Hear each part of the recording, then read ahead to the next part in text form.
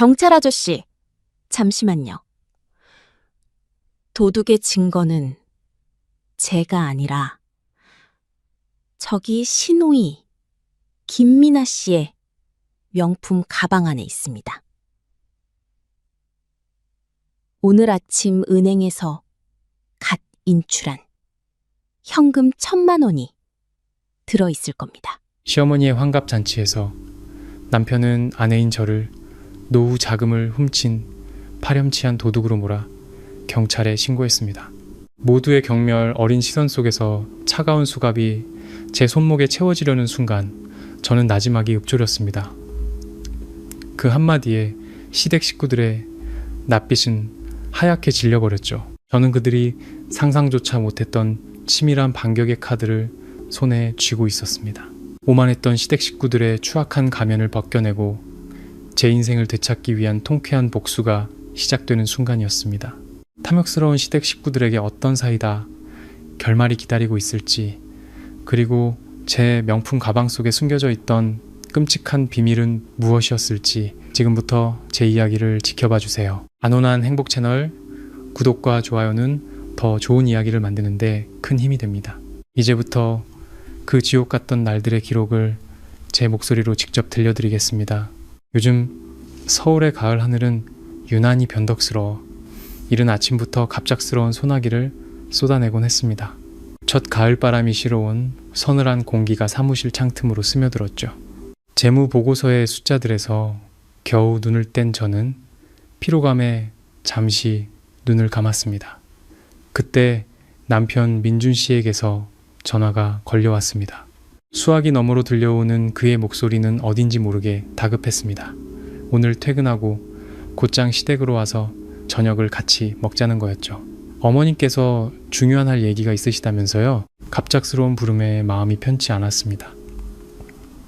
결혼 후 강남의 분가에 살면서부터 시댁에서의 갑작스러운 저녁 식사는 즐거운 기억이 거의 없었으니까요. 돈을 빌려달라거나 사업상 무리한 부탁을 하실 때가 대부분이었습니다. 하지만 며느리의 도리를 거절할 수는 없었습니다. 저는 퇴근길에 단골 과일 가게에 들러 시어머니께서 가장 좋아하시는 샤인머스켓 한 상자를 정성껏 포장해 샀습니다. 그리고 시어머니의 작은 빌라로 차를 몰았죠. 집에 들어서자 익숙한 김치찌개 냄새가 코를 찔렀지만 집안의 공기는 숨 막힐 듯 무겁게 가라앉아 있었습니다. 평소처럼 반갑게 맞아주시던 모습과 달리 시어머니께서는 거실 중앙의 소파에 꼿꼿이 앉아 계셨습니다.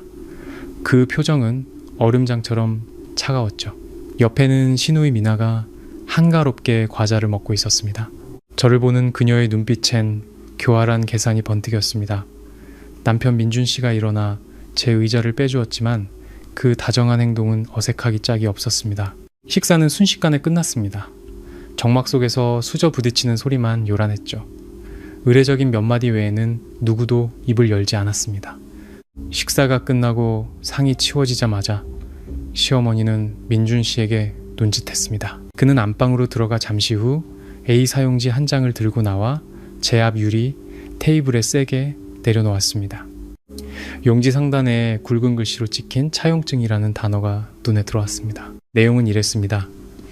본인 이서연은 최숙자 여사에게서 8천만 원을 빌렸음. 이 돈은 얼마 전 시어머니께서 경기도 이천에 있는 선산을 팔아 마련한 돈의 전부였습니다.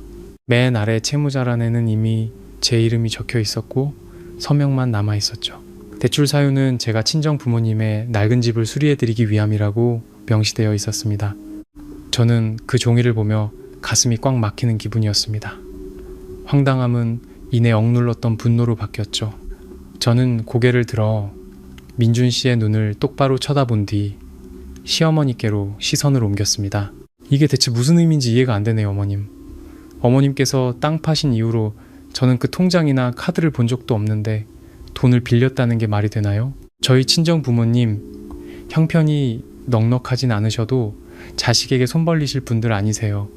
제가 어머님 노후 자금을 멋대로 가져가 친정에 줄 리도 없고요. 이 말도 안 되는 서류에는 절대 서명 못합니다. 제 말이 끝나자마자 시어머니는 손으로 테이블을 세게 내리치며 눈물을 쏟아내기 시작했습니다. 마치 악독한 며느리에게 평생 모은 땀과 눈물을 빼앗긴 비련의 주인공처럼 애절하게 울부짖으셨죠. 제가 어머님이 한눈 파는 사이 돈을 야금야금 빼돌렸고 이제 와서 딱 잡아떼고 있다는 것이었습니다. 민준 씨는 팔짱을 낀 채 저를 향해 깊은 실망감을 드러내는 표정을 지었습니다. 시누이 미나는 입꼬리를 올리며 비웃었고 그 날카로운 눈빛은 저를 꿰뚫을 듯 했습니다.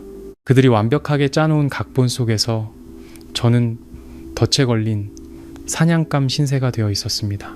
시어머니의 울음소리는 점점 더 커져 작은 집을 가득 메웠습니다. 민준 씨가 제게 다가와 손가락질하며 격앙된 목소리로 말했습니다. 그는 저를 은혜도 모르는 배은망덕한 며느리라며 몰아세웠죠. 엄마가 당신이 회계팀장이라고 믿고 돈 관리를 맡겼는데 어떻게 엄마의 노후 자금을 전부 빼돌릴 수가 있어? 그때 시누이 미나가 끼어들었습니다. 그녀의 앙칼진 목소리는 제 마지막 인내심을 끊어놓는 칼날 같았습니다. 새언니, 이제 그만 우겨요. 언니, 꽤 큰 건설회사 회계팀장이잖아요. 그 회사에서 언니를 신뢰와 정직함 때문에 중용하는 걸로 아는데 만약 박 이사님이 자기 회사 회계팀장이 시어머니 노후 자금이나 빼돌리는 손버릇 나쁜 사람인 걸 알게 되면 그 자리에 계속 앉혀둘까요? 우리 집안이 이 일 크게 만들어서 증거 내밀면 언니가 이 바닥에서 발붙일 수 있을 것 같아요. 똑똑하면 그냥 서명하고 얌전히 빚 인정하고 나서 천천히 일해서 갚아요. 그러면 우리도 눈 감아줄 테니까. 안 그러면 우리 집안이 왜 무서운지 톡톡히 보여줄 줄 알아요. 미나의 협박은 그들의 검은 속내를 명백히 드러냈습니다. 그들은 제가 10년 동안 피땀 흘려 쌓아 올린 명예와 경력을 이용해 저에게 있지도 않은 빚을 뒤집어 씌우려 하고 있었습니다. 가장 가슴 아픈 것은 저와 한평생을 약속했던 남편이 동생의 악독한 말에 동조하며 그 자리에 서 있다는 사실이었습니다. 그 순간 저는 어떤 해명이나 다툼도 무의미하다는 것을 깨달았습니다. 이미 작정하고 덤비는 사람들에게 제 논리는 왜곡될 뿐이었죠. 시골에 계신 아버지가 늘 해주시던 말씀이 떠올랐습니다. 소인배를 상대할 때 네가 당황하는 것이 곧 그들의 승리다. 저는 깊게 숨을 들이마시고 코트 주머니에 손을 넣어 더듬거리며 휴대폰을 찾았습니다. 화면 잠금을 풀고 녹음 앱을 실행해 빨간 녹음 버튼을 눌렀습니다. 휴대폰을 주머니에 그대로 둔 채 시어머니와 시누이가 쏟아내는 모든 협박과 욕설을 녹음하기 시작했습니다. 그들이 실컷 욕설을 퍼붓도록 몇 분간 내버려 두었죠. 협박에 대한 증거가 충분히 녹음되었다고 판단했을 때 저는 천천히 자리에서 일어났습니다. 의자에 놓아둔 핸드백을 들고 살기가 등등한 그들의 얼굴을 차가운 눈빛으로 훑어보았습니다. 저는 또박또박 단호하게 말했습니다. 저는 하지 않은 일은 절대 인정하지 않아요. 떳떳한 사람은 어떤 위협에도 굴하지 않습니다. 일을 크게 만들고 싶으시면 회사에 알리시든 신고하시든 마음대로 하세요. 하지만 저도 미리 말씀드리죠. 다른 사람에게 재산 갈취 혐의를 뒤집어 씌우는 것 역시 명백한 범죄입니다. 잘못한 사람이 법의 심판을 받게 될 거예요. 그럼 이만 가보겠습니다. 그 말을 남기고 저는 뒤도 돌아보지 않고 현관으로 향했습니다. 등 뒤로 시어머니의 악독한 욕설과 남편의 고함이 따라붙었죠. 바깥에 찬바람이 얼굴을 때렸지만 제 마음속에서는 강인함의 불꽃이 활활 타오르고 있었습니다. 저는 이 싸움이 이제 막 시작되었음을 직감했습니다. 시댁에서 제 아파트로 돌아오는 길은 그 어느 때보다 길고 무겁게 느껴졌습니다. 밤의 서울거리는 화려한 불빛으로 빛났고 사람들은 바쁘게 스쳐 지나갔지만 제 머릿속은 수많은 질문으로 가득 차 있었습니다. 8천만 원은 결코 작은 돈이 아닙니다. 그 돈은 지금 어디에 있을까요? 왜 그들은 온 가족이 합심해서 저에게 죄를 뒤집어 씌우려 하는 걸까요? 익숙한 아파트에 도착해 저는 마른 목을 축이기 위해 찬물을 한 컵 단숨에 들이켰습니다. 이 집은 수년간 제가 밤낮 없이 세무보고서 대행 아르바이트까지 해가며 피땀 흘려 마련한 공간이었습니다. 친정 부모님께서 보태주신 목돈도 큰 힘이 되었죠. 민준 씨는 결혼 초에 아주 적은 돈을 보탰을 뿐이지만 저는 남편의 체면을 세워주기 위해 공동 명의로 했습니다. 저는 소파에 앉아 TV 선반 위 천장 구석을 바라보았습니다. 조화 장식 사이에 2달 전 제가 몰래 설치해둔 초소형 보안 카메라가 숨겨져 있었습니다. 얼마 전부터 고가의 화장품과 향수, 심지어 화장대 서랍에 넣어둔 현금 몇십만 원이 감쪽같이 사라지는 일이 잦았습니다. 시누이 미나가 놀러와 자고 갈 때마다 물건이 없어졌죠. 증거도 없이 가족 간의 불화를 만들고 싶지 않아 저는 조용히 기사를 불러 이 카메라를 설치하고 제 휴대폰과 노트북에 연결해 두었습니다. 남편은 이 카메라의 존재를 전혀 몰랐습니다. 저는 노트북을 열고 카메라 관리 프로그램에 로그인했습니다. 불길한 예감에 최근 며칠간의 녹화 기록을 확인해야 했습니다. 타임라인을 빠르게 돌리며 화면을 주시하던 중 제 눈이 한 장면에 멈췄습니다. 이틀 전 새벽에 녹화된 영상이었습니다. 시계는 새벽 3시 15분을 가리키고 있었죠. 아파트 현관문이 조용히 열렸습니다. 미나가 저희 부부가 깊이 잠든 틈을 타 살금살금 들어왔습니다. 그녀는 예전에 놀러 왔을 때 알아둔 현관문 비밀번호를 누른 것이었죠. 침실에서 새어나오는 희미한 무드 등 불빛만으로도 시누이의 모든 행동을 똑똑히 볼 수 있었습니다. 미나는 거실이나 주방이 아닌 제가 가족들의 등본이나 신분증 같은 서류를 보관하는 방구석 작은 수납장으로 곧장 향했습니다. 지난주 시어머니께서 건강검진 때문에 서울에 올라와 며칠 묵으셨습니다. 그때 어머님은 잃어버릴까봐 걱정된다며 신분증과 새로 만든 체크카드가 든 서류 봉투를 그 수납장에 맡겨두셨죠. 노트북 화면 속에서 미나는 조심스럽게 서랍을 열고 휴대폰 손전등으로 무언가를 샅샅이 뒤졌습니다. 몇 초 후 그녀는 시어머니의 신분증과 체크카드를 꺼내 재킷 주머니에 잽싸게 쑤셔넣고는 서랍을 조용히 닫았습니다. 그리고는 아무 일도 없었다는 듯 조심스럽게 밖으로 나가 문을 닫았습니다. 눈앞에 펼쳐진 명백한 영상을 보며 저는 온몸에 소름이 돋았습니다. 흩어져 있던 모든 조각들이 순식간에 맞춰지며 끔찍한 진실의 그림이 완성되었습니다. 미나가 어머니의 카드를 훔쳤고 그 큰돈을 인출하기 위해서는 누군가의 암묵적인 동의나 도움이 있었거나 혹은 비밀번호를 알고 있었을 겁니다. 그리고 그들은 자신들의 도둑질을 덮기 위해 저에게 빚을 떠넘기는 이 추악한 연극을 꾸민 것이었습니다. 잔인한 진실에 저는 씁쓸한 헛웃음을 터뜨렸습니다. 그날 밤 저는 뜬 눈으로 밤을 새웠습니다. 다음날 아침 저는 박 부장님께 전화해 급한 집안일이 생겼다며 오전에 휴가를 냈습니다. 부장님은 사려 깊은 분이라 흔쾌히 허락해 주셨죠. 저는 깔끔한 오피스룩으로 갈아입고 신분 관련 서류를 모두 챙겨 여의도에 있는 한 은행 지점으로 차를 몰았습니다. 그곳은 6개월 전 제가 시어머니를 모시고 가서 계좌를 개설했던 바로 그 은행이었습니다. 당시 어머님은 글자를 잘 모르시고 은행 절차가 복잡하다며 제게 동행을 부탁하셨죠. 저는 단지 신청서의 정보를 대신 기입해드렸을 뿐이고 서명과 지문 날인은 어머님께서 직접 은행원 앞에서 하셨습니다. 은행에 들어서자마자 저는 고객 서비스 팀장님과의 면담을 요청했습니다. 오랜 금융업 종사자로서의 차분하면서도 단호한 태도로 저는 시어머니의 계좌와 관련하여 법적 분쟁이 발생할 가능성이 있음을 설명했습니다. 그리고 은행 측에 계좌 개설 당일의 CCTV 영상을 보존해달라고 요청하는 한편 제 서명은 단지 기재 보조인으로서의 역할이었을 뿐 해당 계좌의 수익자나 처분 권한이 전혀 없음을 증명하는 확인서를 발급해달라고 부탁했습니다. 은행 직원들은 서류를 꼼꼼히 검토한 후 제 요청이 타당하다고 판단했고 확인서를 발급해 주었습니다. 은행의 붉은 직인이 찍힌 서류를 손에 쥐자 저는 안도의 한숨을 내쉬었습니다. 그들이 저를 올가매려 했던 첫 번째 법적 함정이 무력화된 순간이었습니다. 은행 유리문을 나서며 다음 계획을 생각하기 위해 조용한 카페를 찾으려 했습니다. 바로 옆 상가거리를 지나던 그때 제 눈에 믿을 수 없는 광경이 들어왔습니다. 고급 부동산 중개 사무소의 투명한 통유리 너머로 신우이 미나의 모습이 보였습니다.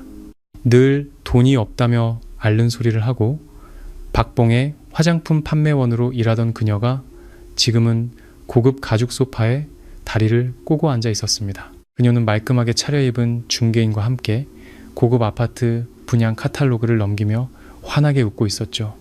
가장 눈에 띄는 것은 미나 옆에 놓인 명품 핸드백이었습니다. 제가 명품에 대해 잘 알지는 못했지만 반짝이는 로고만 봐도 수백만 원을 호가하는 고가의 브랜드임을 알 수 있었습니다. 평소에 변변한 옷 한 벌 사입지 않던 미나가 어디서 돈이 나서 명품 가방을 사고 아파트를 보러 다닐까요?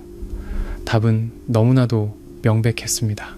시어머니의 노후 자금이 지금 어디에 있는지 제 눈으로 직접 확인한 셈이었죠.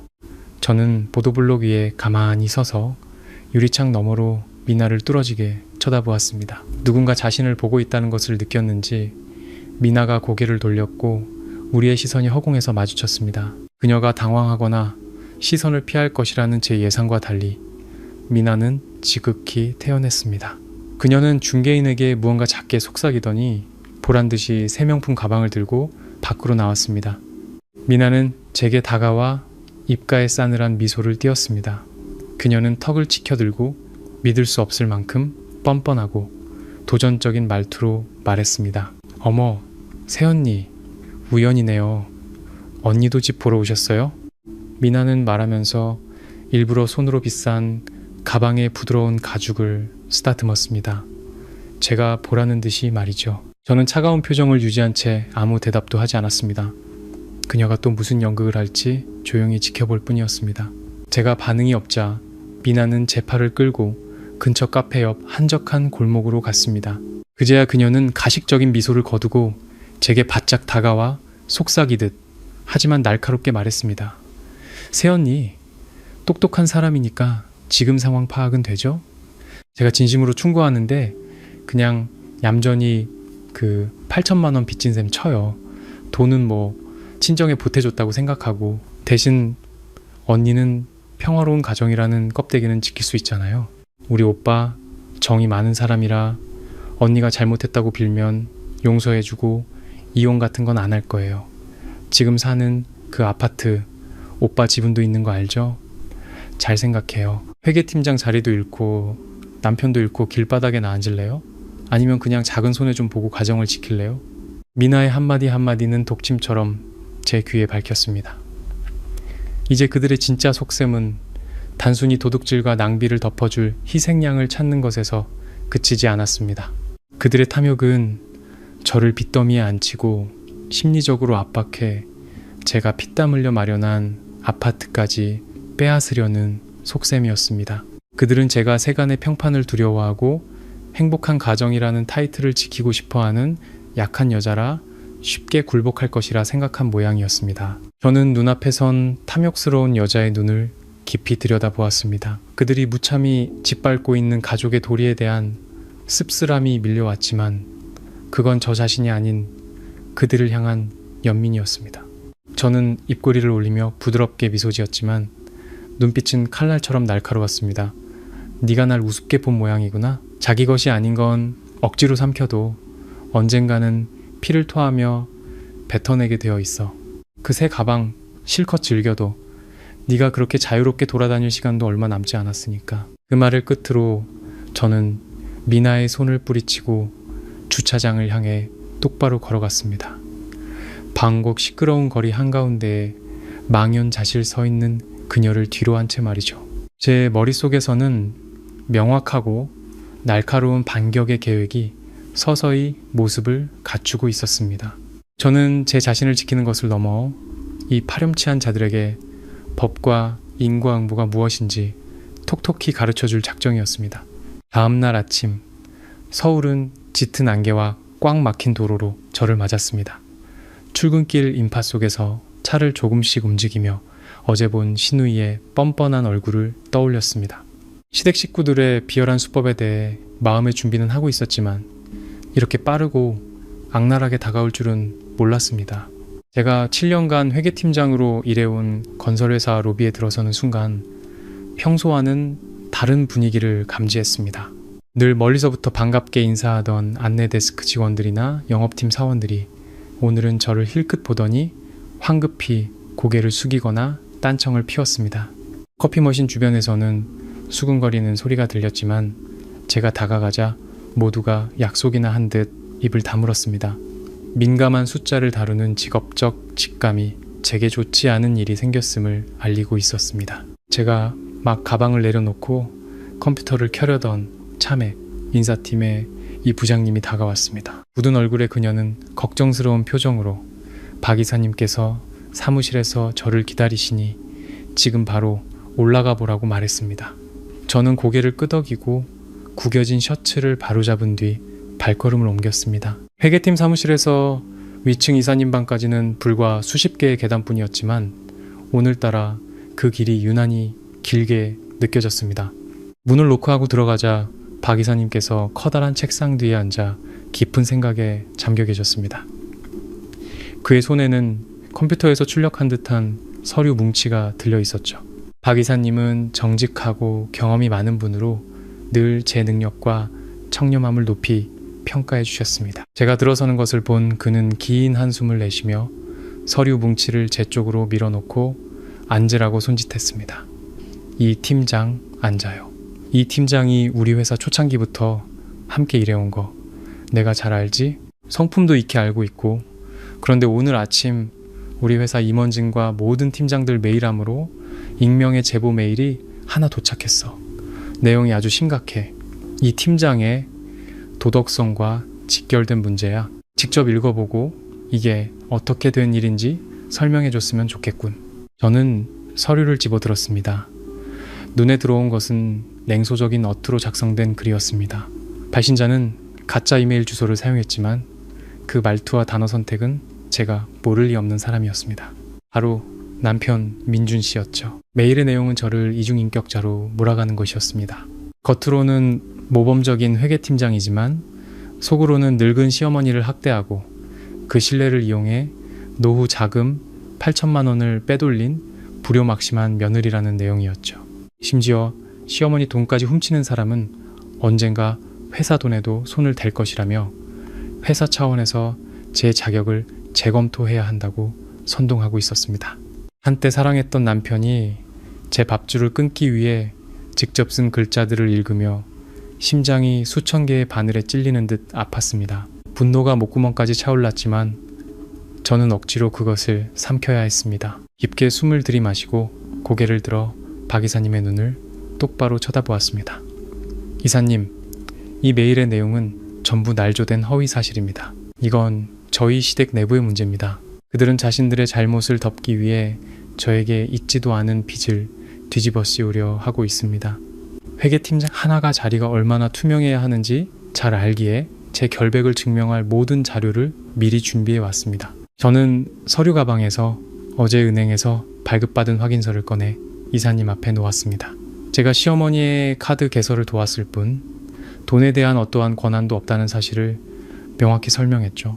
이어서 지난 6개월간의 제 개인 계좌 거래 내역 사본을 제출하며 8천만 원이라는 비정상적인 금액이 제 계좌로 입금된 사실이 전혀 없음을 증명했습니다. 박 이사님은 은행 확인서를 들어 유심히 살펴보았습니다. 그의 굳었던 표정이 서서히 풀렸죠. 그는 고개를 끄덕이며 서류를 내려놓았습니다. 그는 제가 제시한 법적 증거를 신뢰하지만 이 불미스러운 소문이 이미 회사 전체에 퍼져 다른 직원들의 사기에 좋지 않은 영향을 미치고 있다고 말했습니다. 회사의 자금을 관리하는 책임자가 사기 혐의에 연루되었다는 소문은 그 자체로 매우 치명적이었기 때문입니다.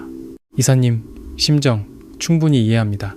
저는 차분하게 대답하며 이 문제를 제 손으로 직접 법적으로 명확하게 해결하겠다고 다짐했습니다. 개인적인 일로 회사의 명예에 누를 끼치지 않겠다고 약속드렸죠. 이사님과의 면담은 그의 이해심 어린 끄덕임으로 끝났습니다.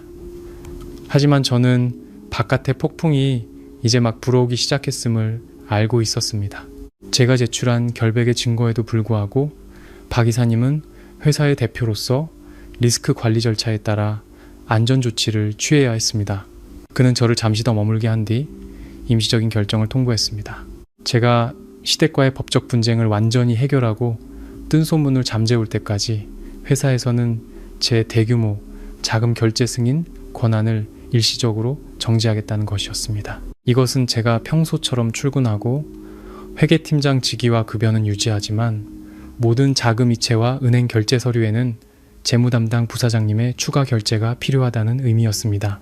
제 공인인증서의 이체 기능 또한 일시적으로 잠겼습니다.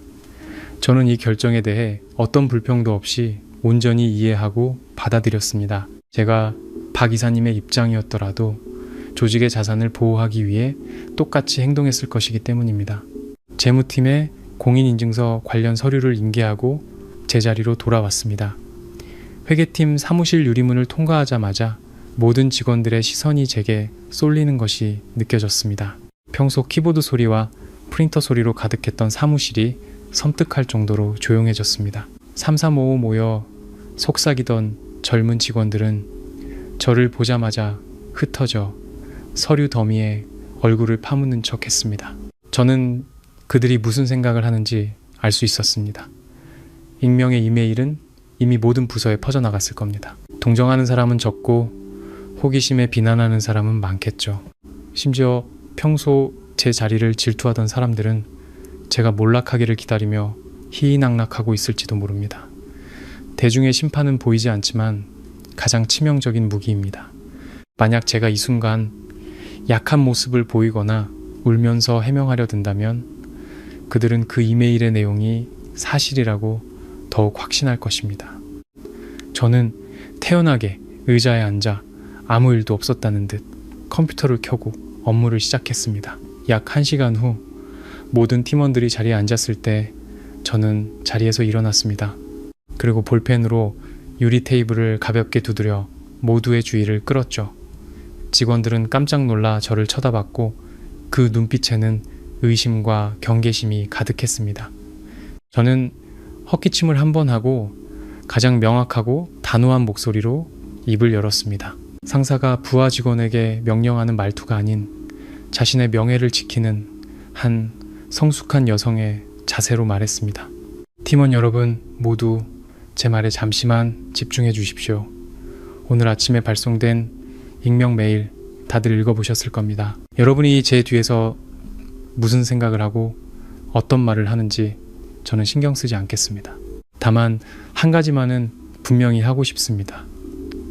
저 이서연은 시댁의 돈을 단 한 푼도 가져가지 않았습니다. 이메일의 모든 내용은 저의 명예를 훼손하기 위한 악의적인 허위 사실입니다. 저는 잠시 말을 멈추고 신입사원부터 베테랑 격리 과장님까지 팀원 한 사람 한 사람의 눈을 똑바로 쳐다보았습니다. 저는 떳떳하기에 두려울 것이 없습니다. 제가 이곳에서 7년간 일해왔습니다. 제 인품이 어떤지는 여러분 각자가 판단하실 거라 믿습니다. 저는 이미 이사님께 모든 상황을 보고했고 관련된 증거 자료도 모두 제출했습니다. 현재 변호사를 통해 법적 절차를 진행 중입니다. 앞으로 근거 없는 소문을 퍼뜨리거나 타인의 명예를 훼손하는 행위에 가담하는 사람은 법정에서 저와 마주하게 될 것입니다. 우리 회계팀의 업무는 평소와 같이 진행될 겁니다. 각자 맡은 일에 집중하고 외부의 쓰레기 같은 일 때문에 월말 보고서 일정에 차질이 생기지 않도록 합시다. 말을 마친 저는 자리에 앉아 다시 키보드를 두드렸습니다. 사무실은 쥐 죽은 듯 조용했고 누구도 감히 입을 열지 못했습니다. 몇몇은 안도의 한숨을 내쉬었고 그들의 눈빛에서 의심이 조금은 옅어진 듯 했습니다. 저의 강경하고 단호한 태도는 순식간에 수군거림을 잠재웠습니다. 세상 모든 사람의 입을 막을 수는 없지만 떳떳한 태도로 모든 의심을 정면으로 돌파할 수는 있다고 믿었습니다. 여론의 압박으로 저를 궁지에 몰아넣으려던 자들의 계산은 틀렸습니다. 저는 숫자와 증거로 말하는 재무 전문가입니다. 근거 없는 비방에 절대 무너지지 않을 겁니다. 저녁이 되어 아파트로 돌아오니 온종일 사람들의 의심 어린 시선과 싸운 탓에 온몸의 기운이 빠져나가는 듯 했습니다. 막 끓인 라면으로 허기를 채우고 있는데 테이블 위에 휴대폰이 쉴 새 없이 울렸습니다. 확인해보니 진주 강씨 대가족이라는 이름의 카카오톡 단체 채팅방에서 수십 개의 메시지가 와 있었습니다. 그곳은 시댁 쪽 친척들이 모두 모여있는 곳이었죠. 단톡방에 들어가자마자 시어머니가 보낸 여러 개의 음성 메시지가 저를 공격했습니다. 시댁 식구들은 제 명예를 실추시키기 위한 다음 단계에 돌입한 것 같았습니다. 첫 번째 음성 메시지를 재생하자 시어머니의 목소리가 흐느낌과 함께 터져 나왔습니다. 마치 하늘이 무너질 듯한 억울함을 겪고 있는 사람처럼요. 아주버님, 형님, 동서들, 제발 이 늙은이 좀 살려주세요. 제가 평생 고생해서 자식들 키우고 이천에 있던 선산 팔아서 8천만 원 겨우 손에 쥐었어요. 그거 은행에 넣어두고 노후에 자식들한테 폐 안 끼치고 살려고 했는데 저 며느리라는 게 돈을 보더니 눈이 뒤집혀서 제가 정신없는 틈을 타서 서류고 뭐고 다 훔쳐 가서는 그 돈을 몽땅 자기 친정집 수리하는 데 써버렸지 뭐예요. 이제 와서는 오리발을 내미는데 돈 좀 번다고 이제는 시어머니한테 고래고래 소리까지 질러요. 여러분, 이 늙은이 사는 게 아니에요. 두 번째, 세 번째 음성 메시지도 마찬가지였습니다. 순박한 시골 노인이 도시의 영악한 며느리에게 당했다는 레퍼토리였죠. 시어머니는 단 한 번의 망설임도 없이 유창하게 거짓말을 늘어놓았습니다. 그 메시지들 뒤로 단톡방은 순식간에 난장판이 되었습니다. 시골의 둘째 작은어머님이 메시지를 보냈습니다. 세상에 회계팀장이라는 애가 손버릇이 그렇게 나쁘다니 형님 당장 경찰에 신고해서 잡아 넣으세요. 막내 삼촌은 격앙된 목소리로 타자를 쳤습니다. 민준이 넌 어디 있냐? 어떻게 마누라가 내 엄마 머리 꼭대기에 올라서게 놔둬? 당장 쫓아내버려. 몇몇 사촌 동생들은 저를 향해 베어먹지 못한 여자, 늙은이 돈이나 훔쳐가는 도둑이라며 심한 욕설을 퍼부었습니다. 저를 향한 욕설들을 읽으면서도 저는 눈물 한 방울 흘리지 않았습니다. 저런 연극에 놀아나는 사람들을 위해 제 눈물을 낭비할 수는 없었죠. 저는 침착하게 휴대폰 화면 녹화 기능을 켜 시어머니의 음성 파일과 친척들의 모욕적인 댓글을 포함한 모든 대화 내용을 꼼꼼하게 저장했습니다. 증거 수집을 마친 후 저는 단톡방에 마지막 메시지를 남겼습니다. 길게 해명하거나 일일이 따지지 않았습니다. 저는 군중 심리를 잘 알고 있었죠. 제가 해명할수록 그들은 더 신나서 저를 공격할 테니까요. 저는 한 글자 한 글자 냉정하고 법적인 경고의 의미를 담아 메시지를 작성했습니다. 큰어르신들과 친척 여러분께 시어머님께서 주장하시는 8천만 원에 대한 모든 내용은 명백한 허위사실이며 심각한 무고에 해당합니다. 자금의 흐름과 실제 돈을 소유한 사람에 대한 모든 증거는 제가 확보하고 있습니다. 현재 이 사건은 제 변호사에게 위임하여 법적으로 처리 중입니다. 이 단톡방에서 저에 대해 허위 사실을 유포하고 제 명예를 훼손한 모든 대화 내용은 증거로 채집되었습니다. 형법상 무고죄와 명예훼손죄로 처벌받지 않도록 언행의 신중을 기해 주시기 바랍니다. 계속해서 루머를 퍼뜨리는 분에 대해서는 주동자와 함께 법적 조치를 취할 것입니다. 그럼 모두 안녕히 계십시오. 전송 버튼을 누른 후 저는 곧바로 단체 채팅방을 나갔습니다. 제 메시지는 들끓던 단톡방에 쏟아진 얼음물과 같았을 겁니다. 그들이 제 단호한 경고를 읽고 어떤 반응을 보일지 저는 더 이상 신경 쓰지 않았습니다. 휴대폰을 끄고 욕실로 가 차가운 물로 세수를 했습니다. 제 인내심은 바닥났습니다. 그들이 여론전으로 저를 공격한다면 저는 법의 힘으로 그들의 입을 막아버릴 작정이었습니다. 이 싸움에서 저는 반드시 승리하여 그들이 다시는 고개조차 들 수 없게 만들 것입니다. 시계가 밤 11시를 가리킬 무렵 아파트 현관문이 열렸습니다. 남편 민준 씨가 지독한 술 냄새를 풍기며 들어왔습니다. 그의 얼굴은 붉게 달아올라 있었고 눈에는 극도의 분노가 서려 있었습니다. 회사와 SNS에서 저를 매장시키려던 계획이 뜻대로 되지 않자 마지막 인내심마저 잃어버린 듯 했습니다. 민준 씨는 비틀거리며 제가 서류를 보고 있던 식탁으로 다가왔습니다. 그는 아무 말 없이 재킷 주머니에서 잘 펴진 종이 한 장을 꺼내 테이블 위로 세게 던졌습니다. 서명해. 더 이상 고고한 척 하지 마. 당신 때문에 우리 집안이 얼마나 망신당했는지 알아? 이젠 정말 끝이야. 민준 씨는 술에 취해 혀가 꼬였지만 목소리에는 강압적인 힘이 실려 있었습니다. 저는 종이를 힐끗 보았습니다. 상단에는 협의 이혼, 의사 확인 신청서라고 뚜렷하게 인쇄되어 있었죠. 저희는 아이가 없었기 때문에 재산 분할 항목이 빼곡하게 채워져 있었습니다. 저는 신청서를 들어 꼼꼼히 읽어보았습니다. 민준 씨가 작성한 내용에 따르면 그는 제가 이 아파트의 소유권 전체를 포기할 것을 요구했습니다. 뿐만 아니라 공동 채무 항목에는 시어머니에게 빌린 8천만 원이 적혀 있었고 이혼 후 제가 그 빚을 전부 책임져야 한다는 조항까지 들어 있었습니다. 저는 실소를 터뜨렸습니다. 제 남편이었던 남자의 뻔뻔함에 기가 막혔죠. 이 아파트는 분양가가 15억이었습니다. 친정 부모님께서 월세 사는 딸이 안쓰럽다며 시골 땅을 담보로 5억을 보태주셨고 나머지는 제가 밤낮 없이 일하고 은행 대출을 받아 매달 갚아나가고 있었습니다. 당시 월급이 쥐꼬리만 했던 민준 씨는 고작 3천만 원을 보탰을 뿐입니다. 하지만 저는 남편의 자존심을 지켜주기 위해 공동 명의로 해주었던 겁니다. 그런데 이제 와서 저를 이 집에서 내쫓고 시댁 식구들이 조작한 빚까지 떠넘기려 하다니요. 내가 바보인 줄 알아요, 민준 씨? 저는 신청서를 내려놓고 칼날 같은 눈빛으로 그를 쏘아보았습니다. 당신이 무슨 자격으로 이 집을 달라고 해요?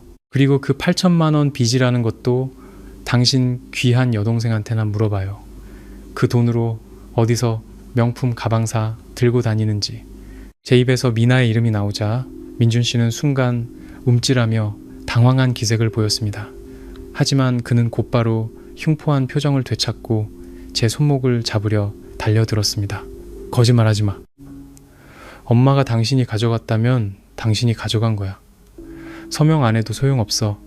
내일 당장 엄마랑 동생 불러서 당신 짐 다 빼서 길바닥에 던져버릴 테니까. 이 집 내 이름도 올라가 있어. 누가 여기서 살지 결정할 권리는 나한테도 있다고. 저는 민준 씨의 손을 거칠게 뿌리치고 벌떡 일어났습니다. 저의 강한 저항에 그는 한 걸음 뒤로 물러섰습니다. 그렇게 잘났으면 어디 한번 불러봐요. 저는 이를 악물고 말하며 테이블 위에 휴대폰을 들어 민준 씨 얼굴 앞에 들이밀었습니다. 그리고는 수년간 관리비를 한 번도 밀리지 않고 꼬박꼬박 납부해온 아파트 관리사무소장님께 바로 전화를 걸었습니다. 저는 스피커폰으로 전화해 민준 씨도 모든 내용을 들을 수 있게 했습니다.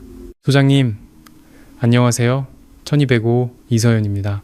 지금 바로 시스템에서 저희 집에 방문객으로 등록되어 있던 최숙자, 김미나 두 사람의 지문과 출입카드를 삭제 처리해 주세요. 내일부터 저희 층으로 이 두 사람이 절대 올라오지 못하도록 경비실에도 철저히 전달 부탁드립니다. 만약 관리소 측의 부주의로 낯선 사람이 집에 들어와 절도나 폭행 사건이 발생할 경우 관리사무소에 법적 책임을 묻겠습니다. 수학이 너머에서 소장님은 제 요청을 즉시 처리하겠다고 답했습니다.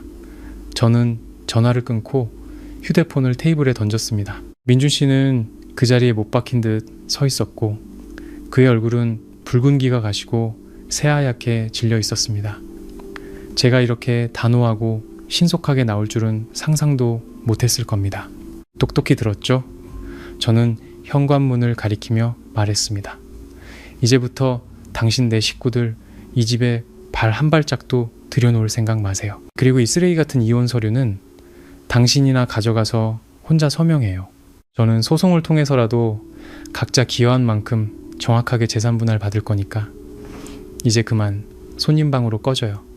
경비원 불러서 당신을 끌어내게 만들기 전에 민준 씨는 입을 벌려 욕설을 퍼부으려 했지만 제 조금의 망설임도 없는 단호한 눈빛을 보고는 결국 주먹으로 벽을 세게 한번 치고는 안방으로 쿵 소리를 내며 들어가 버렸습니다. 저는 거실에 홀로 서서 거칠게 뛰는 심장을 진정시키기 위해 깊게 숨을 몰아쉬었습니다. 첫 번째 반격은 성공했지만 그들이 이대로 순순히 물러나지는 않을 것임을 직감했습니다. 서울 근교의 하늘은 먹구름으로 뒤덮여 곧 거센 비바람이 몰아칠 것을 예고하고 있었습니다. 그날 아침 사무실에서 막 커피를 내리던 저는 친정 근처에 사시는 이웃 아주머니께 전화를 받았습니다. 수화기 너머로 들려오는 아주머니의 목소리는 다급했고 주변은 시끄러운 소음으로 가득했습니다. 서연아, 빨리 좀 와봐. 시댁 식구들이 내 엄마 가게에 쳐들어와서 난리를 치고 있어. 욕하고 물건 다 집어던지고 네, 엄마 지금 여기서 울고만 계셔. 심장이 쿵 내려앉았습니다. 손에 들고 있던 커피 스푼을 놓쳐 유리 테이블 위로 요란한 소리를 내며 떨어졌죠. 저는 허둥지둥 가방을 챙겨 박 이사님께 오전에 급히 나가봐야 한다고 말씀드리고 미친 듯이 지하 주차장으로 달려갔습니다. 저희 부모님은 평생을 정직하고 성실하게 살아오신 분들입니다. 동네에서 작은 가게를 하시며 쌀과 생필품을 팔아 겨우 생계를 유지하셨죠. 부모님께는 동네 사람들과의 신뢰와 명예가 무엇보다 소중했습니다. 그런데 시댁 식구들이 가게까지 찾아와 그런 망신을 주었으니 어머니께서 받으셨을 충격은 이루 말할 수 없었을 겁니다. 고속도로를 달리며 제 속은 불타는 듯 뜨거웠습니다. 약 40분 후 저는 친정가게 앞에 급정거했습니다. 호기심 많은 동네 사람들이 가게 앞을 빼곡히 둘러싸고 있었죠. 인파틈으로 저는 피가 거꾸로 솟는 광경을 목격했습니다. 시누이 미나와 시댁 쪽 아주머니 두 분이 허리에 손을 얹고 가게 중앙에 서 있었습니다. 바닥에는 채소와 라면, 과자 봉지들이 짓밟힌 채 널브러져 있었죠.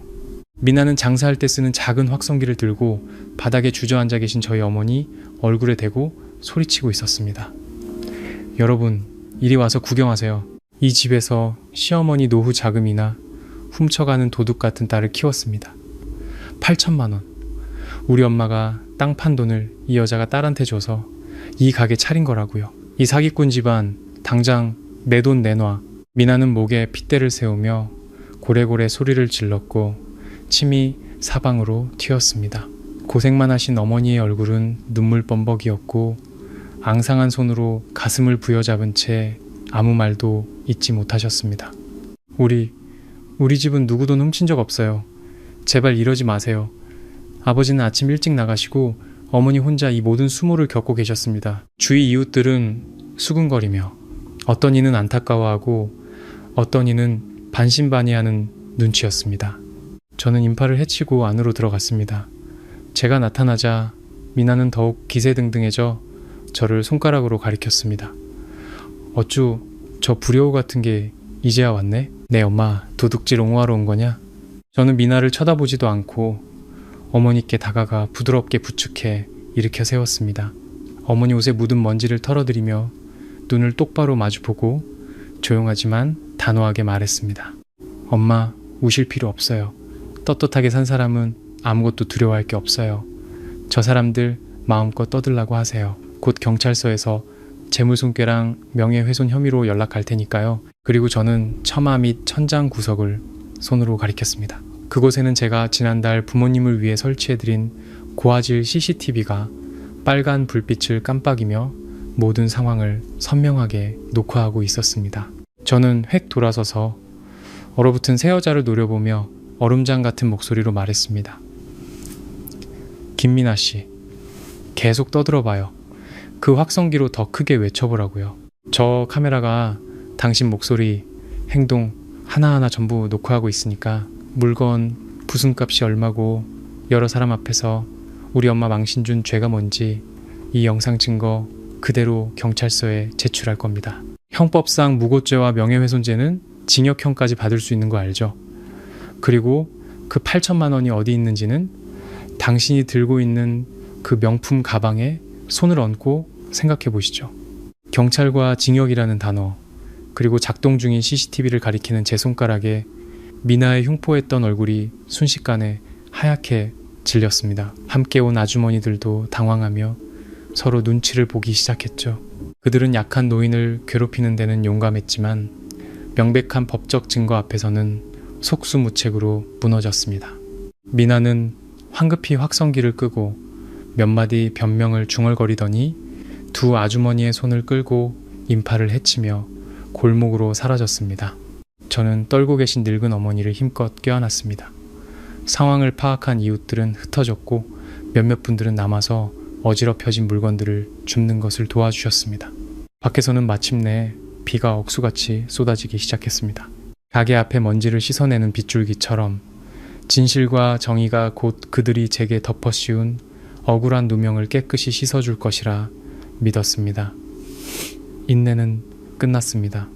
오늘 저는 이 판을 완전히 뒤집을 것입니다. 친정 가게의 소동을 정리하고 어머니를 안심시켜드린 후 저는 서둘러 다시 서울 시내로 돌아왔습니다.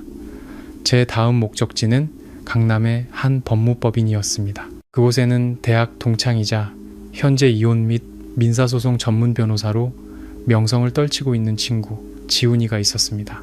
저는 모든 CCTV 영상 자료가 담긴 USB와 두툼한 서류철을 들고 지훈이의 사무실로 들어갔습니다. 지훈이는 제 초췌한 모습을 보고 안타까운 눈빛으로 따뜻한 차를 한 잔 건넸습니다. 저는 소파에 앉아 심호흡을 한번 하고 처음부터 끝까지 모든 일을 털어놓았습니다. 8천만 원짜리 가짜 차용증부터 미나가 몰래 신분증과 카드를 훔쳐가는 영상, 회사에서 겪은 일, 그리고 오늘 아침 친정에서 벌어진 모욕적인 사건까지 전부 말이죠. 지훈이는 제 말을 주의 깊게 들으며 수첩의 핵심 내용을 꼼꼼히 기록했습니다. 거실에 숨겨진 카메라 영상을 본 후에는 시댁 식구들의 잔인함에 혀를 내둘렀죠. 하지만 방어를 위한 증거만으로는 제분이 풀리지 않았습니다. 저는 가방에서 비닐 코팅된 하얀 서류 봉투 하나를 조심스럽게 꺼냈습니다. 그리고는 지훈이 앞으로 그 봉투를 밀어놓았죠. 이것이 바로 제가 지난 3년간 소중히 간직해온 비장의 카드였습니다. 아마 시어머니와 민준 씨는 까맣게 잊고 있거나 제가 잃어버렸다고 생각했을 비밀이었죠. 지훈이가 봉투를 열자 공증사무소의 붉은 직인이 선명하게 찍힌 차용증 한 장이 나왔습니다. 그는 내용을 훑어보더니 놀란 듯 눈썹을 치켜세웠습니다. 이것 좀 봐. 저는 차분한 목소리로 말했습니다. 어머님, 이천 땅 팔기 전에 그 땅 문서를 사채업자한테 담보로 잡히고 돈을 빌리신 적이 있어. 시누이가 다단계 사업한다고 끌어다 쓴 돈 때문이었지. 결국 사업은 망하고 사채업자들은 땅을 뺏겠다고 협박했어. 그때 어머님이 우리 집에 찾아와서 울면서 살려달라고 비셨지. 민준 씨는 무능력해서 돈 한 푼 구할 능력이 없었고 결국 땅을 잃을 위기에 처한 시어머니가 안쓰러워서 내가 내 적금을 깨서 500만 원을 드렸어. 그 돈으로 땅 문서를 찾아오실 수 있었지. 저는 잠시 말을 멈췄습니다. 3년 전의 기억이 생생하게 떠올랐습니다. 그 돈은 제 피땀 어린 돈이었기에 저는 시어머니께 반드시 공증사무소에 가서 정식으로 차용증을 작성해야 한다고 요구했습니다. 그때 어머님은 땅만 팔면 원금의 이자까지 쳐서 갚겠다고 가슴을 치며 맹세하셨죠. 하지만 8천만 원이라는 거금이 생긴 이후 어머님은 옛날 빚에 대해서는 입도 뻥긋하지 않으셨습니다. 빚을 갚기는커녕 딸과 합심해서 저에게 누명을 씌우고 감옥에 보낼 생각까지 하셨던 겁니다. 지훈이는 제 신중함에 감탄하며 테이블을 가볍게 두드렸습니다. 그는 이 공증된 차용증만 있다면 상황은 완전히 역전된다고 확신했습니다. 법적으로 빚을 진 사람은 제가 아니라 바로 시어머니였던 겁니다. 지훈이는 제게 채무 변제를 요구하는 소장을 제출하는 방법을 안내해 주었고 동시에 관련자들의 은행 계좌를 동결시키기 위한 서류도 준비해 주었습니다. 이 사건이 수면 위로 드러나면 우리는 철저한 반격을 개시할 수 있었습니다. 우리는 모든 단계를 꼼꼼하게 논의하며 완벽한 반격 시나리오를 준비했습니다. 변호사 사무실을 나서자 서울 하늘은 언제 그랬냐는 듯 맑게 개어 있었습니다. 제 마음도 한결 가벼워졌죠. 마지막 결전을 위한 모든 준비는 끝났습니다.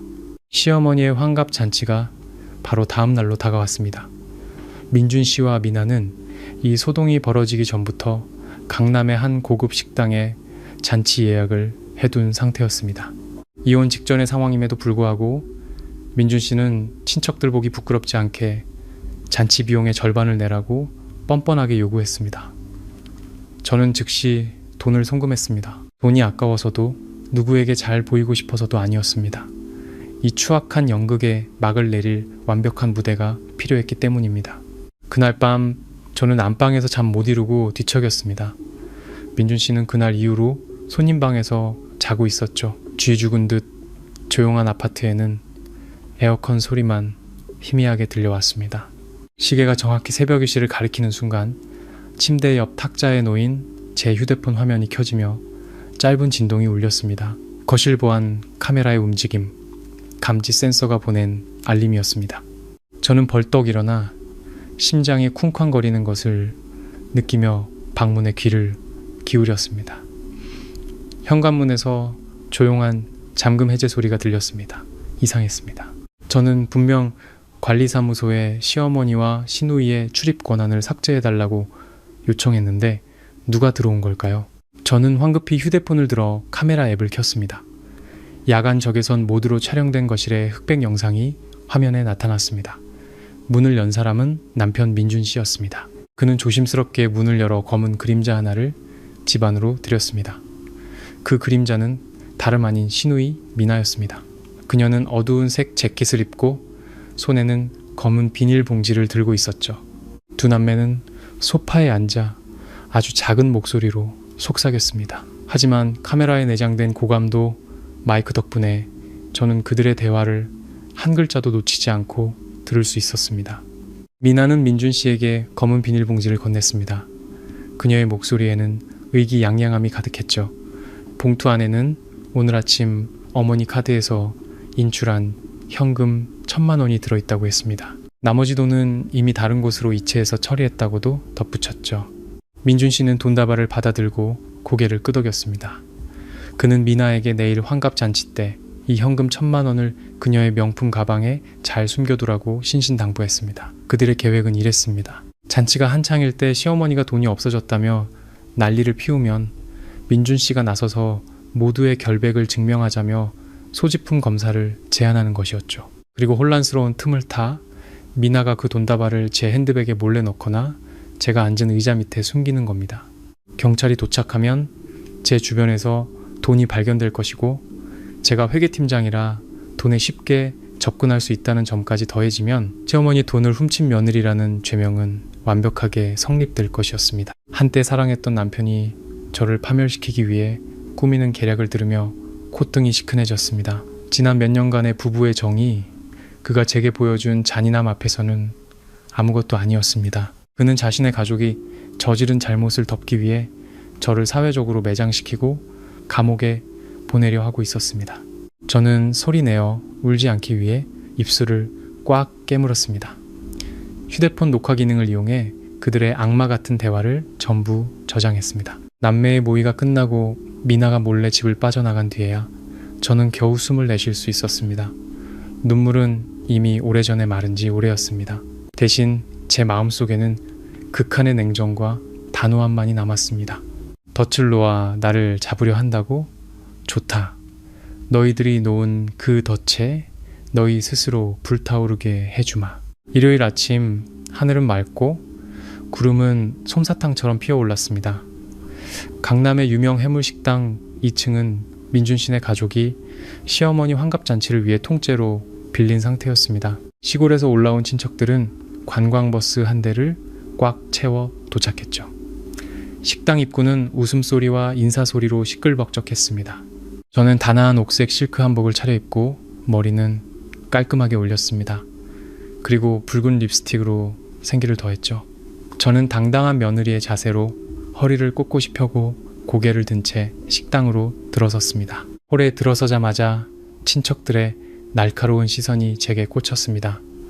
수근거리는 소리가 여기저기서 들려왔죠. 어떤 이는 손가락질했고 어떤 이는 경멸의 눈빛으로 입을 삐죽였습니다. 저는 그 모든 것을 무시하고 구석의 빈 테이블에 조용히 앉았습니다. 그런데 뜻밖에도 회사 밖 이사님과 몇몇 동료들의 모습이 보였습니다. 알고 보니 민준 씨가 제 회사까지 직접 찾아가 이사님의 도움에 감사한다는 핑계로 청첩장을 돌렸던 겁니다. 사실은 이사님이 제가 도둑으로 몰려 체포되는 장면을 직접 목격하게 만들어 제 경력을 완전히 끝장내려는 속셈이었죠. 박 이사님은 멀리서 제게 고개를 끄덕여 보였습니다. 그의 눈빛에는 노련한 경영인의 날카로운 관찰력이 담겨 있었습니다. 잔치는 상투적인 축사로 시작되었습니다. 민준 씨는 마이크를 잡고 무대에 서서 부모님에 대한 효도와 어머니의 위대한 사랑에 대해 열변을 토했습니다. 시어머니는 붉은 벨벳 한복을 입고 중앙의 가장 좋은 자리에 앉아 환한 미소로 축의금 봉투를 받으셨죠. 미나는 분주하게 돌아다니며 술을 따랐고 그녀의 손에는 여전히 그 검은색 명품 가방이 들려 있었습니다. 세 번째 음식이 나올 무렵 드디어 연극의 막이 올랐습니다. 시어머니는 갑자기 식사를 멈추고 가슴을 부여잡으며 숨을 헐떡였습니다. 비틀거리며 일어나다가는 마치 발을 헛디딘 것처럼 바닥에 쓰러졌죠. 식당 안은 순식간에 아수라장이 되었고 민준 씨와 미나는 황급히 어머니에게 달려갔습니다. 시어머니는 식당 바닥을 주먹으로 치며 처절하게 울부짖기 시작했습니다. 하늘이시여, 땅이시여, 이 늙은이 좀 살려주세요. 내 피땀 어린 땅 판 돈, 내 노후 자금을 도둑 맞았어요. 내 8천만 원이 감쪽같이 사라졌다고요. 시어머니의 울음소리는 기름통에 던져진 불씨와 같았습니다. 이미 단톡방을 통해 소문을 들었던 시골 친척들은 이 광경을 보고 즉시 폭발했습니다. 둘째, 작은 어머님이 앞으로 뛰쳐나와 제가 앉은 테이블을 손가락으로 가리켰습니다. 저기 저 불효 같은 며느리 지시지 누구 지시겠어. 회계팀장이라더니 돈 빼돌리는 데는 아주 선수야. 선수. 민준아, 너 이 일 확실히 해야 한다. 저런 독사를 집에 들일 순 없어. 식당은 아수라장으로 변했고 수십 개의 분노에 찬 눈빛과 손가락이 저를 향했습니다. 저는 여전히 자리에 앉아 조용히 차를 한 모금 마셨습니다. 곁눈질로 보니 미나가 가방을 가슴에 꼭 껴안은 채 제가 앉은 의자 쪽으로 슬금슬금 다가오고 있었습니다. 저는 그녀가 접근할 틈을 주지 않기 위해 제 가방을 반대편으로 살짝 옮겼습니다. 연극은 클라이맥스를 향해 치닫고 있었고 주연 배우들은 혼신의 연기를 펼치고 있었습니다. 군중의 분노가 들끓는 틈을 타 민준 씨가 앞으로 나섰습니다. 그는 비통한 표정을 지으며 양손을 들어 모두를 진정시켰죠. 그리고는 저를 총알 같은 눈빛으로 쏘아보며 가식적으로 떨리는 목소리로 말했습니다. 서연 씨, 당신이 이렇게까지 파렴치한 사람인 줄은 몰랐어. 우리가 함께 산 세월이 있는데 나는 당신을 정직하고 착한 사람이라고 믿었어. 우리 엄마 평생 고생만 하셨는데 그 얼마 안 되는 노후 자금까지 당신이 훔쳐갈 줄이야. 내가 가정을 지키려고 빚을 인정하라고 기회를 줬는데 당신은 끝까지 발뺌했지. 오늘 양가 친척들과 당신 회사 이사님 앞에서 나는 어쩔 수 없이 대의를 위해 당신을 버려야겠어. 범죄자를 감싸줄 수는 없으니까. 말을 마친 민준 씨는 주머니에서 휴대폰을 꺼내 망설임 없이 경찰서 번호를 눌렀습니다. 그는 스피커폰으로 전환하고 큰 소리로 고액 절도 사건을 신고했습니다. 용의자가 현재 식당에 있으며 증거를 인멸할 우려가 있다고 덧붙였죠. 10분쯤 지났을까 경찰 순찰차 한 대가 식당 앞에 멈춰섰습니다. 제복을 입은 경찰관 3명이 계단을 올라와 연회장으로 들어섰습니다. 경찰의 등장에 웅성거리던 사람들은 양옆으로 갈라졌고 제게로 향하는 길이 만들어졌습니다. 선두에 선 경위 계급의 경찰관이 물었습니다. 신고하신 분이 누구십니까? 민준 씨가 즉시 달려나가 비굴한 표정으로 경찰을 맞았습니다. 그는 어머니가 통장과 카드를 도난당했고 재무에 밟고 어머니의 서류에 접근할 수 있었던 아내, 즉 제가 범인이라고 길게 설명했습니다. 바닥에 앉아있던 시어머니도 박자를 맞추듯 저를 당장 잡아가두고 공정한 심판을 내려달라며 울부짖었습니다. 숨막히는 긴장감이 흘렀고 수백 명의 사람들이 숨을 죽였습니다. 박 이사님은 구석에서 팔짱을 낀 채 무표정한 얼굴로 상황을 지켜보고 있었습니다. 경위는 민준 씨의 일방적인 진술을 들은 뒤 저를 돌아보았습니다. 그는 이 사건이 고액의 금전 문제이고 다수의 고발이 있었던 만큼 현장 질서 유지를 위해 용의자를 격리할 필요가 있다고 판단한 듯 했습니다. 경위는 젊은 순경에게 눈짓했습니다. 그 순경은 제게 다가와 허리춤에서 반짝이는 금속 수갑을 꺼냈습니다. 그는 제게 일어서서 조사에 협조해달라고 말하며 흥분한 가족들과의 충돌을 막기 위해 제 손을 제압하려 했습니다. 차가운 금속이 부딪히는 철컥 소리가 정막 속에서 울려 퍼졌습니다. 민준 씨는 만족스러운 미소를 샤부시입니다. 그의 눈에는 아기에 찬 희열이 번뜩였습니다. 옆에 서 있던 미나도 안도의 한숨을 내쉬었죠. 그녀의 손은 여전히 명품 가방을 굳게 잡고 있었습니다. 그들은 저 수갑이 채워지는 순간 제 명예와 경력 그리고 인생이 완전히 끝장날 것이라고 확신하고 있었습니다. 바로 그 순간 젊은 순경이 수갑을 들어 제 손목을 채우려 할 때였습니다. 제 안에서 보이지 않는 거대한 힘이 솟아올랐습니다. 저는 당황하지도 애원하지도 저항하지도 않았습니다. 저는 침착하게 반걸음 물러서며 순경의 손을 단호하게 밀어냈습니다. 진실을 손에 쥔 자의 당당하고 자신감 넘치는 태도에 순경은 순간 멈칫했습니다. 저는 허리를 꼿꼿이 펴고 차가운 공기를 깊게 들이마셨습니다. 제 눈빛은 칼날처럼 날카롭게 민준 씨의 가식적인 얼굴과 시어머니의 악어의 눈물을 흘고 마침내 미나에게 멈췄습니다. 저는 팔을 들어 새하얗게 질려가는 그녀의 얼굴을 똑바로 가리켰습니다. 제 목소리는 넓은 연회장을 가득 메웠고 한 글자 한 글자는 천근의 무게를 담고 있었습니다. 경찰 아저씨, 잠시만요. 도둑의 증거는 제가 아니라 저기 신우이 김미나 씨의 명품 가방 안에 있습니다. 그 안에는 오늘 아침 은행에서 갓 인출한 현금 1,000만 원이 고스란히 들어있을 겁니다. 제 말은 마치 시한폭탄처럼 터져나와 이전의 모든 소음을 잠재웠습니다. 연회장은 쥐죽은 듯 고요해졌습니다. 천장의 선풍기마저 멈춘 듯 했습니다. 모두의 눈은 휘둥그레졌고 입은 경악으로 벌어졌습니다. 민준 씨의 입가에 걸려있던 의기양양한 미소는 그대로 굳어버렸습니다. 그의 얼굴은 붉은기가 사라지고 백지장처럼 창백해졌죠. 바닥에서 울부짖던 시어머니도 울음을 멈추고 마치 귀신을 본 듯한 표정으로 저를 쳐다보았습니다. 하지만 가장 큰 충격을 받은 것은 미나였습니다. 저의 단호한 선언은 그녀가 필사적으로 숨기려 했던 치부를 정확히 꿰뚫었습니다. 미나는 극도로 당황했습니다. 그녀는 검은색 핸드백을 가슴에 꼭 끌어안은 채 사시나무처럼 몸을 떨었습니다. 붉게 칠한 입술은 계속해서 달싹거렸지만 어떤 변명도 내뱉지 못했죠. 죄인의 불안한 눈빛은 출구를 찾아 헤맸지만 이미 친척들과 경찰의 포위망은 좁혀져 있었습니다. 상황의 이상함을 감지한 경위는 즉시 미나에게로 발걸음을 옮겼습니다. 그는 큰 소리로 미나에게 가방을 테이블 위에 내려놓고 검사에 협조하라고 요구했습니다. 미나는 더듬거리며 거부했고 증거물을 필사적으로 껴안은 채 뒷걸음질 쳤습니다. 그녀의 미약한 저항은 현장에 있는 모든 사람의 의심을 더욱 증폭시킬 뿐이었습니다. 저는 팔짱을 낀 채 그들의 추악한 연극이 산산조각 나는 것을 차갑게 지켜보았습니다. 남을 해하려던 자들은 결국 스스로 파놓은 함정에 빠져 심판을 받게 된 것입니다. 진실은 이제 막 빛을 보기 시작했습니다. 모든 시선은 탐욕과 질투 그리고 한 가족의 썩어빠진 도덕성이 담긴 그 검은색 핸드백에 쏠렸습니다. 경찰 경위는 미나에게 한 걸음 더 다가섰습니다. 그의 얼굴에는 공무를 집행하는 자의 위엄과 압도적인 기운이 서려 있었죠.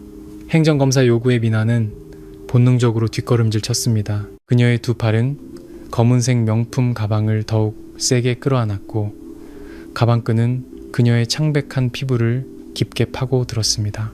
식당 안 수백 개의 눈이 신우이에게 쏠려 그녀의 해명을 기다리고 있었습니다. 김미나 씨, 가방을 테이블 위에 올려놓고 직접 열어주십시오. 절도 신고가 접수되어 모든 의심스러운 정황을 확인해야 합니다. 협조하지 않을 경우 강제적인 조치를 취할 수밖에 없습니다. 경위의 단호한 목소리가 정막 속에서 울려 퍼졌습니다. 미나는 몸을 떨며 남편 민준 씨와 시어머니에게 도움을 구하는 눈빛을 보냈습니다. 하지만 민준 씨는 이미 그 자리에 얼어붙어 식은땀만 흘리고 있었고 입을 굳게 다문 채 아무 말도 하지 못했습니다. 시어머니는 바닥에 주저앉아 궁지에 몰린 딸의 모습을 망연자실하게 바라볼 뿐이었죠. 그 누구도 그녀를 보호해 줄 수 없는 순간이었습니다.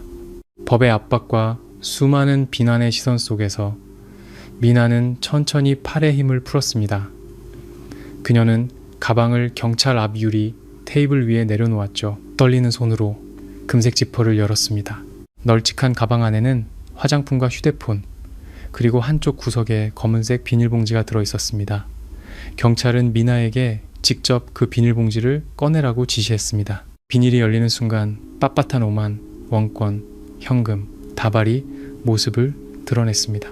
놀랍게도 그 돈다발은 은행에서 막 출금한 듯 은행 띠지로 봉인되어 있었고 그 위에는 금액과 출금 날짜가 선명하게 찍혀 있었습니다.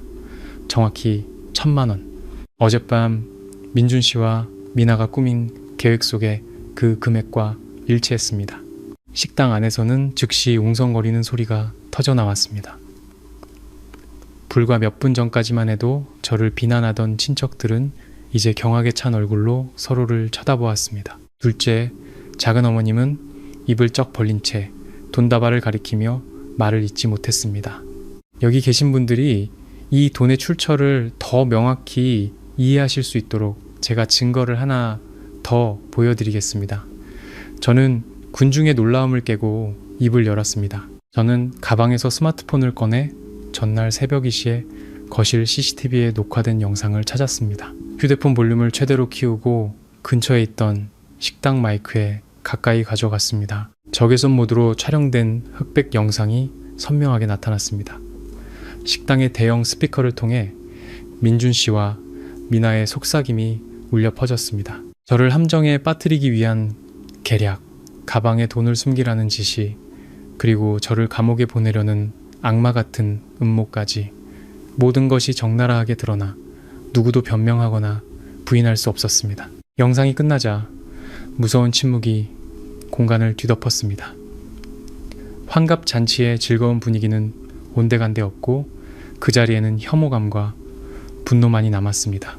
하객들은 겉으로는 도덕적인 척하던 이 가족이 자신들의 며느리를 이렇게 잔인하고 비열한 방법으로 해치려 했다는 사실에 충격을 받았습니다. 경위는 영상 증거를 확인하고 고개를 끄덕였습니다. 그는 민준 씨, 미나, 그리고 시어머니를 엄한 눈빛으로 쳐다보며 저를 포함한 모든 관련자는 함께 경찰서로 가서 조사를 받아야 한다고 통보했습니다. 증거물인 현금 1,000만 원과 핸드백은 현장에서 즉시 압수되었습니다.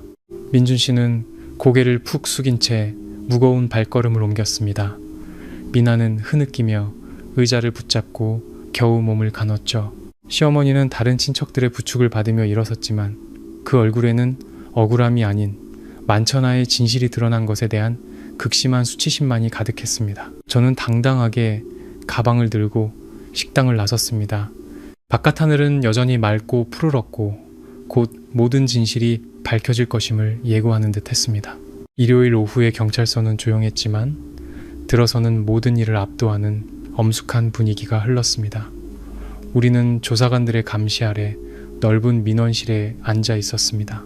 숨막히는 공기가 시댁 식구들을 짓눌렀죠. 호기심 많은 친척 몇몇도 경찰서 문 밖에서 초조하게 결과를 기다리고 있었습니다. 사건을 맡은 조사관은 경제 및 민사 사건에 경험이 많은 베테랑이었습니다. 그는 제가 제출한 영상 자료를 꼼꼼히 검토하고 증거물로 압수한 현금 1,000만 원에 대한 기록을 마친 뒤 시어머니가 땅을 판 돈 8천만 원 전체 행방을 추적하기 시작했습니다. 저는 먼저 은행에서 발급받은 확인서와 지난 6개월간의 제 개인 계좌 거래 내역을 제출하며 제가 단지 서류 작성만 도왔을 뿐임을 명확하고 간결하게 증명했습니다. 저의 확실한 법적 증거들로 인해 경찰은 저에 대한 의심을 즉시 거두었습니다. 이제 수사의 초점은 미나와 시어머니에게로 향했습니다.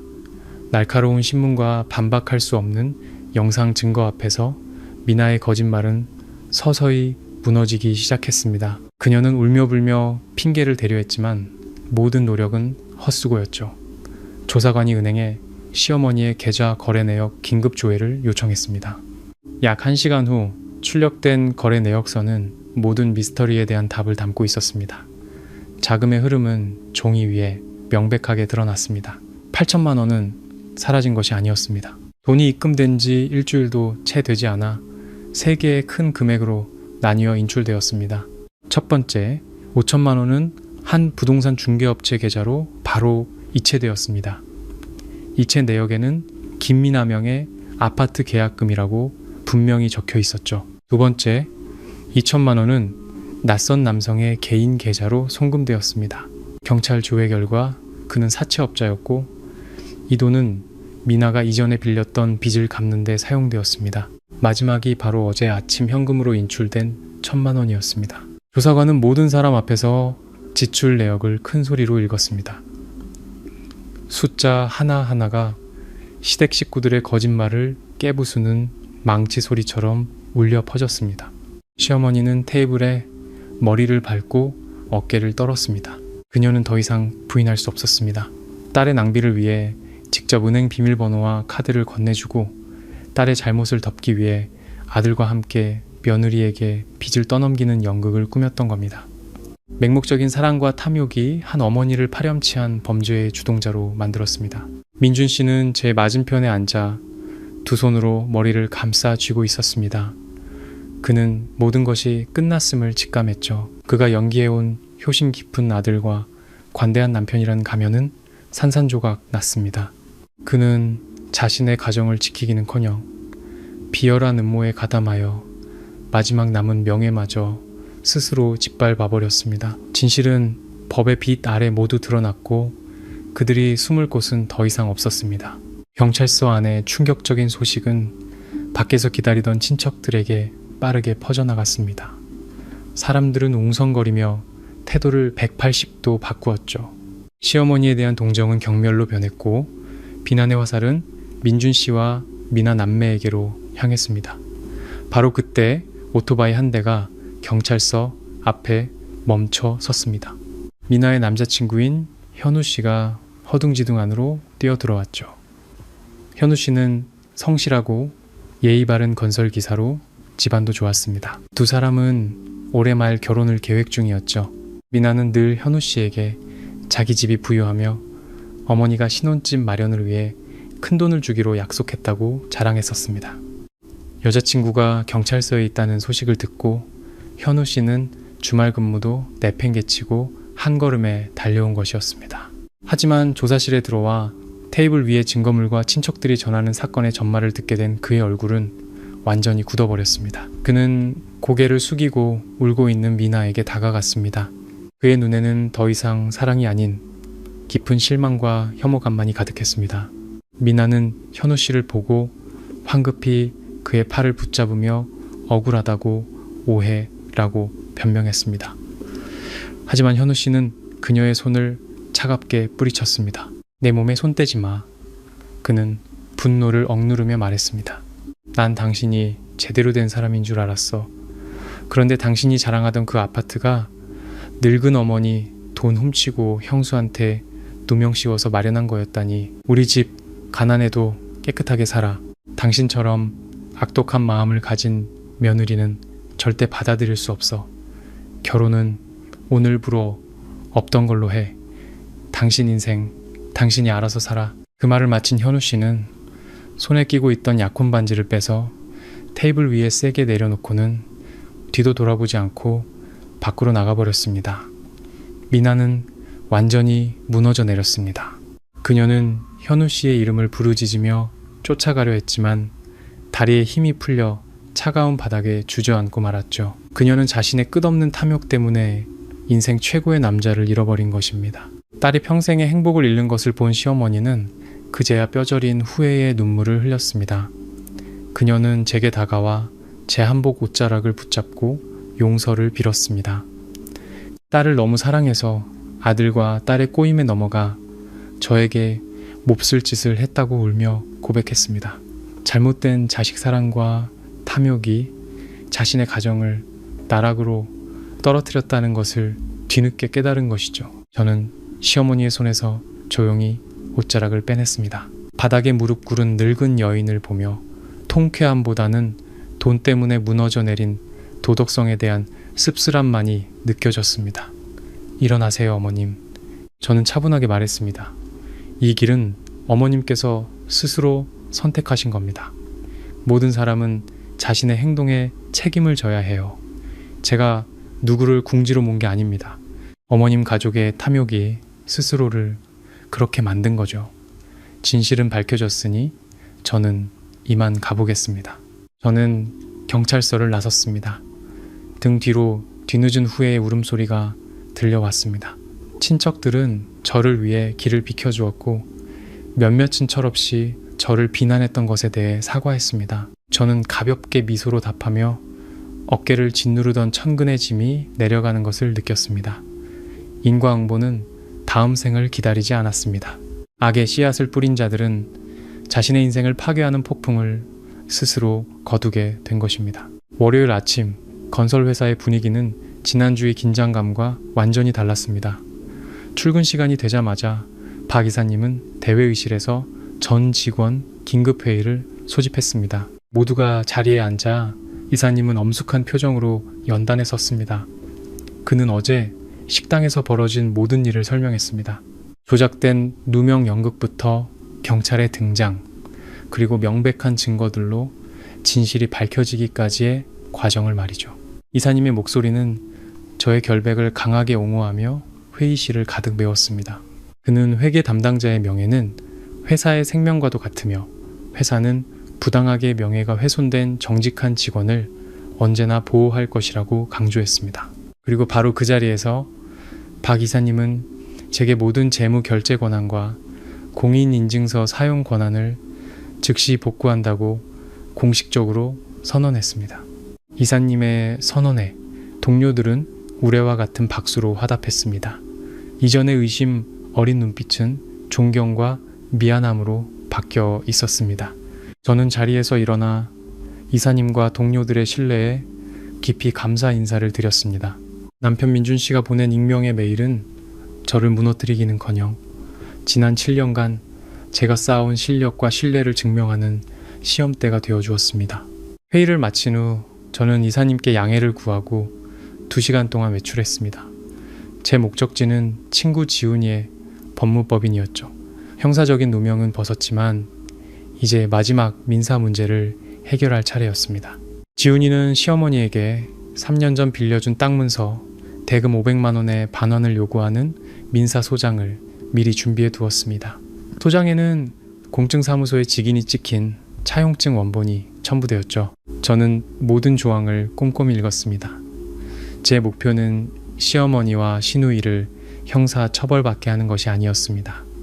그것은 길고 피곤한 법적 다툼을 야기할 뿐이었으니까요. 힘든 시간을 겪으며 저는 복수심이 제 마음만 갉아먹는다는 것을 깨달았습니다. 제가 원하는 것은 제 피땀 어린 돈을 정당하게 돌려받고 그들에게 대가를 치른다는 것이 어떤 의미인지 깊이 가르쳐주는 것이었습니다. 지훈이는 법원의 민하의 아파트 계약금에 대한 가압류를 신청하여 그들을 압박하자고 조언했습니다. 저는 소장에 서명하며 한 글자 한 글자에 제 단호함을 담았습니다. 한때 동정심의 표현이었던 이 차용증은 이제 제 정당한 권리를 지키는 강력한 무기가 되었습니다. 저는 지훈이에게 오늘 중으로 법원에 소장을 제출해달라고 부탁했습니다.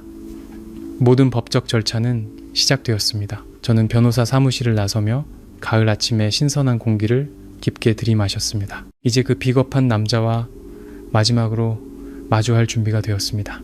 저녁에 저는 민준 씨를 아파트 근처 조용한 카페에서 만나자고 했습니다. 그는 초췌한 모습으로 나타났습니다. 눈은 퀭했고 수염은 덥수룩했죠. 경찰서에서 완벽하게 패배했음에도 그의 고집과 헛된 자존심은 여전해 보였습니다. 자리에 앉자마자 민준 씨는 가방에서 구겨진 종이 한 장을 꺼내 제 쪽으로 밀었습니다. 그는 억지로 자신감 있는 척 했지만 눈빛은 불안하게 떨리고 있었죠.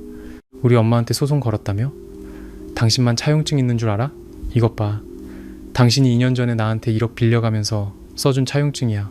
우리 엄마 소송 취하 안 하면 나도 이 차용증으로 맞소송 걸어서 비싼 게 할 거야. 저는 종이를 들어보았습니다. 내용은 돈을 빌렸다는 것이었고 아래에는 이서연이라는 서명이 되어 있었습니다. 저는 큰 소리로 웃음을 터뜨렸습니다. 제 상쾌한 웃음소리는 민준 씨의 마지막 희망마저 산산조각 냈습니다.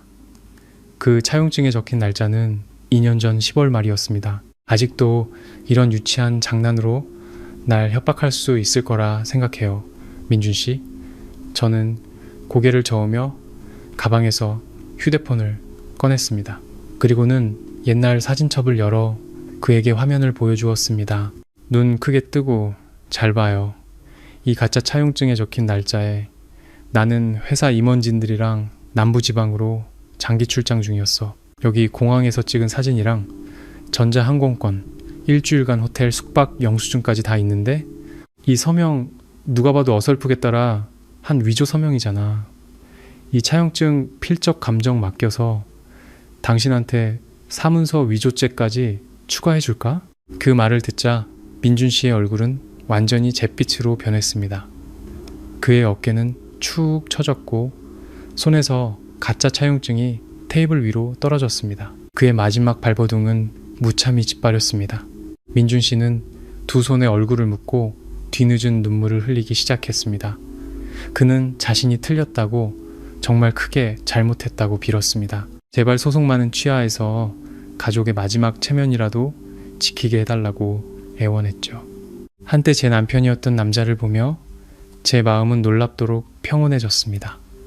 모든 분노와 억울함은 사라지고 인간 본성에 대한 서글픈 이해만이 남았습니다. 저는 더 이상 그들을 벌하고 싶지 않았습니다. 그들이 받은 벌은 이미 충분했습니다. 저는 명확한 합의를 제안했습니다. 그들이 원금 500만 원에 지난 3년간의 법정이자를 더해 즉시 변제하고 민준 씨와 시어머니가 가족 단톡방과 제 회사에 공식적인 사과 및 정정 공지를 올리는 조건으로 저는 소송을 취하하겠다고 했습니다. 민준 씨는 고개를 끄덕이며 다음 날 바로 돈을 마련하겠다고 약속했습니다. 그는 자신의 탐욕과 나약함 때문에 강하고 현명하며 효심 깊었던 아내를 잃었다는 것을 뒤늦게 깨달은 듯 했습니다. 그 뒤늦은 깨달음이 우리 두 사람에게 가장 평화로운 출구를 찾아주었습니다. 이틀 후 제 계좌로 돈이 모두 입금되었습니다. 공식적인 사과문도 게시되어 저를 향했던 모든 악의적인 소문은 깨끗이 사라졌습니다. 저는 제 서명이 담긴 협의 이혼 신청서를 테이블 위에 올려놓았습니다. 민준 씨는 떨리는 손으로 펜을 들어 서명하며 우리의 지독했던 결혼 생활에 마침표를 찍었습니다. 아파트는 법에 따라 공정하게 분할되었습니다. 저는 제 짐이 담긴 캐리어를 끌고 문을 나섰습니다. 아침 햇살이 복도를 환하게 비추고 있었습니다. 저는 깊게 숨을 들이마시고 안도의 미소를 지었습니다. 등 뒤에는 이성적인 화해로 끝맺은 아픈 과거가, 그리고 눈앞에는 자유롭고 평화로운 드넓은 하늘이 펼쳐져 있었습니다. 서연 씨의 이야기를 들으며 우리 모두의 마음속에는 분노부터 안도감까지 말로 표현하기 어려운 여러 감정이 교차했을 겁니다. 인생은 때로 거친 파도와 같지만 이 이야기는 우리에게 인내가 지혜와 용기와 함께할 때 비로소 가치가 있음을 일깨워줍니다. 서연 씨가 남긴 가장 큰 교훈은 통쾌한 반격 그 자체가 아니라 투명함과 맑은 마음의 힘입니다. 가족관계에서 돈과 명예는 때로 정을 휩쓸어가는 거센 파도가 될 수 있습니다. 하지만 우리가 양심에 부끄럽지 않게 떳떳하게 살아간다면 모든 음모는 결국 진실의 빛 앞에서 힘을 잃게 될 것입니다. 또한 용서는 잘못한 사람이 진심으로 뉘우칠 때 의미가 있으며 궁지에 몰렸을 때 법의 힘으로 자신을 지키는 것은 결코 잘못된 일이 아닙니다. 인간관계는 어려운 숙제와 같지만 항상 차가운 머리와 따뜻한 가슴을 잃지 말아야 합니다. 결국 마음의 평화야말로 행복의 최종 목적지이기 때문입니다. 맹목적인 복수 대신 성숙하고 이성적인 해결을 선택하는 것이야말로 우리 자신을 가장 소중히 대하는 방법일 것입니다. 그렇게 우리는 넘어질 때마다 더욱 성장하고 강해질 수 있습니다. 진흙 속에서 피어나 맑고 향기로운 꽃을 피우는 연꽃처럼 선함과 진실은 언제나 가장 큰 힘을 가지고 있음을 믿으시길 바랍니다. 오늘의 이야기에 귀 기울여 주신 모든 분께 감사드립니다. 우리 모두의 삶이 평안과 따뜻함으로 가득하기를 기원합니다.